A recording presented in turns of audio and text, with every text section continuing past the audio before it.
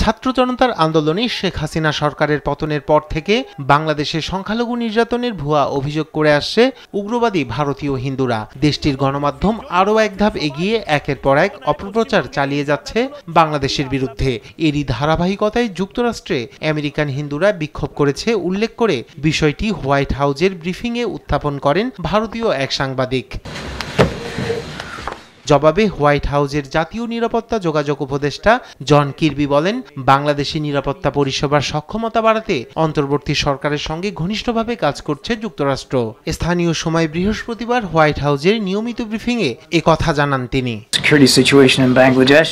আমরা বিষয়টি খুবই নিবিড়ভাবে পর্যবেক্ষণ করছি এবং প্রেসিডেন্টও ঘটনাগুলো নিবিড়ভাবে পর্যবেক্ষণ করছেন। সাবেক প্রধানমন্ত্রীকে পদচ্যুত করার পর বাংলাদেশের নিরাপত্তা পরিস্থিতি কঠিন হয়ে পড়েছে এবং এই চ্যালেঞ্জ মোকাবেলায় তাদের আইন প্রয়োগকারী ও নিরাপত্তা সংস্থাগুলোর সক্ষমতা বাড়াতে আমরা অন্তর্বর্তীকালীন সরকারের সঙ্গে ঘনিষ্ঠভাবে কাজ করছি।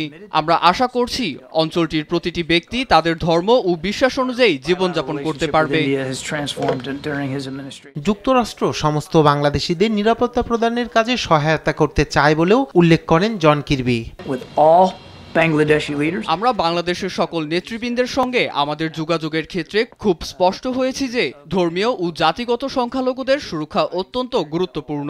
অন্তর্বর্তীকালীন সরকারের নেতারা বারবার ধর্ম বা জাতি নির্বিশেষে সমস্ত বাংলাদেশিদের নিরাপত্তা প্রদানের প্রতিশ্রুতি দিয়েছেন। আমরা তাদের কাজে সহায়তা করতে চাই।